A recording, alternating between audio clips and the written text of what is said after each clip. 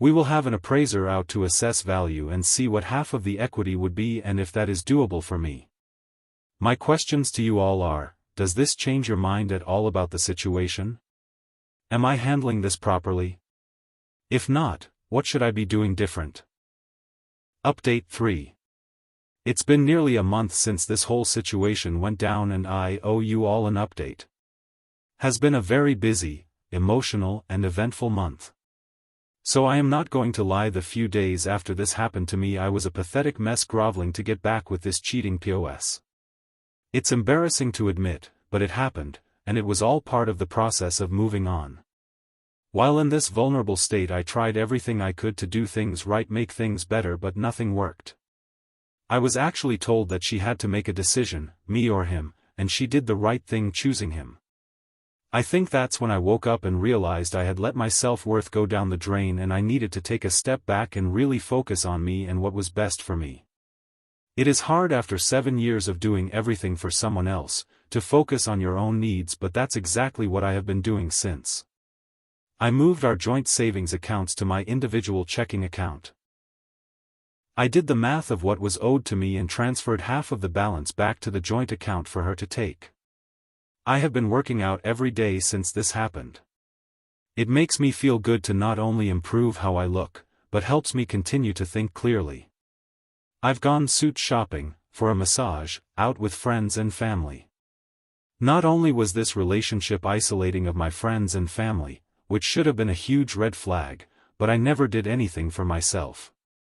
Buying clothes is just not something I would do. I was always worried about providing for my sig other and animals. I've been seeing a therapist, for the first time in my life, on a weekly basis. It helps me talk things out and my decision-making. It is something I will probably continue to do after this situation resolves, just to continue to improve myself. Now for the bigger items. I am still living in the house with the ex. She is sleeping in the guest bedroom and we are at a point where the only communication is, "Did you feed the dogs?" I think she is a terrible person and no matter what I say, in her mind, this is my fault. To accuse someone of being a bad communicator and then using that as an excuse to then not communicate her feelings to me and cheat is her being a hypocrite and an easy out in her delusional mind. I stopped bothering trying to reason with her because she is unreasonable. I have been keeping the ball rolling with listing the house for sale. I contacted an agent, had them come and was happy with the proposed sale price. She then requests that I contact 2 other agents and get their opinions, one of which was recommended by her friend. Yes, I made all the calls, set up all the appointments and met with these people. This is how the relationship always was, and even though it's not fair I have been willing to do it all to get the hell out of here. After meeting with all 3 we ended up going with the first agent. Pictures were taken on Sunday and the house was listed for sale Sunday night. Open house next Saturday. Already getting a lot of attention on the RE sites. She will be taking the horse to a barn somewhere TBD. I had a conversation about the dogs and offered to take one or none. She said she would take all 3 of them to keep them together. They are a happy bunch and I don't want to fight over taking one if that will break them up. It also selfishly allows me to pursue a clean start. Unexpectedly, I met someone about a week ago that I've been spending quite a bit of time with. I have no false expectations here but am enjoying hanging out with her. She's been through a similar situation in the past and has been helping me through this. It's really eye-opening speaking with a kind, thoughtful and independent woman. It makes me realize what a narcissist my ex was. Completely self-centered, dependent and manipulative. I should have listened to the warnings from family and friends long ago. I definitely fell into the trap of being in a simple routine. I wasn't enjoying life, it was just an easy situation to be in. Nice house, lots of land, great animals, didn't want to rock the boat. So I just continued on. You don't really realize this until you take a step back and truly reflect. Some might say it was wasted time, but I am really using this as a learning experience. I will not ignore red flags in the future. I will not fall into the simplicity trap. I will continue to maintain relationships with friends and family. I just want to end this with a huge shout out to everyone on here that commented on my original post. I posted on Reddit because I had no idea what to do. Those of you that took the time to try and help a complete stranger on Reddit are amazing. I read every single comment and they all helped me get to where I am now. I am looking forward to the next chapter in my life, wherever it takes me. Thank you all, truly. Update 4. Hello all, it's been quite some time since I have posted an update on this situation. It's wild to think that all of this happened more than 4 months ago now. With time this has gotten so much better, and hopefully if someone stumbles upon this going through the same situation it will help them realize that time heals everything. I shared the house with my ex until mid-May. It was painful being there with her and the dogs, knowing that my life as I knew it had ended. We were roommates who didn't like each other. I tried to avoid her as much as I could, but it was impossible. We stayed in different bedrooms, but the dogs were allowed to roam to and from at night, doors open. After the first few weeks she stopped sleeping out, and it didn't happen almost at all for the remainder of the time at the old house. The constant texting and phone calls, however, did not. I think they decided not to pursue a relationship but remained friends. I don't know for sure and didn't care enough to ask. She moved out in mid-May along with 2 of the 3 dogs. Saying goodbye to them was awful. The loss I felt could be compared to a loved one dying.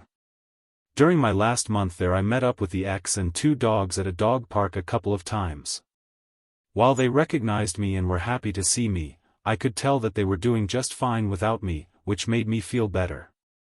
There was little conversation with the ex other than about how the dogs were adjusting. She moved to a run-down house in a run-down area, to put it nicely. There was a yard for the dogs but it was not fenced in. The last I heard she was working on finishing the fence. During this time period I hit the gym every single day. I also grinded hard at my side hustle. I knew life was going to get expensive and wanted to prepare myself. In the time period from March-June 15th when I moved out, I had done 6 figures in sales at this side hustle. I also made 0 big purchases. This allowed me to save a significant sum in addition to the proceeds from the sale of my old property. Due to this, I was able to comfortably afford a nice house in a nice area with a decent-sized yard for the dog that stayed with me. Selling the old house was easy, buying the new house was absolutely brutal. Thankfully, the buyers of my old house allowed me to rent it back from them for a month until June 15th. I made offers on a total of 5 houses and finally got the last offer accepted towards the end of May. It is really nice being out of the old place. The memories associated with that house haunted me every day. Especially after my ex left with the other 2 dogs, it was just very empty. Moving was a pain, but friends and family came in clutch to help with it all. I have now been here a little over a month and it is feeling more like home daily. I am still seeing the same woman, who is now my official girlfriend. I live a bit closer to her now, which is nice. She treats me really well and I am very lucky to have her in my life. She helped me get through this situation and has been very cognizant and accommodating relating to my need for space and my emotional ups and downs. I've never been with someone who communicates so well, and it is making me a better communicator myself. My emotional intelligence has also grown significantly. Overall, life is good. While this was one of the hardest things I've had to go through, I feel blessed that it happened. I was going to marry a completely self-centered, ungrateful POS. I was so comfortable with my daily routine and didn't want to disrupt my animals' lives or lose my house, so I was willing to put up with being miserable. I will continue working on myself and learning more about my own wants and needs. I will also continue to provide my dog with the best life possible. I do think about my ex regularly, lots of flashbacks of good and bad memories. My new therapist has been extremely helpful, helping me realize that I probably won't ever get the apology from her that I want. She's just too proud to admit what she did was wrong. Communication with my ex has been very limited. I don't plan on seeing her or the other 2 dogs again. I've accepted that is what is best for everyone. If I missed anything you have questions about, please feel free to post a comment and I'll be happy to answer. This situation is over at this point and I won't be making any more posts on the subject. Thanks for following the saga and for all the support through the process.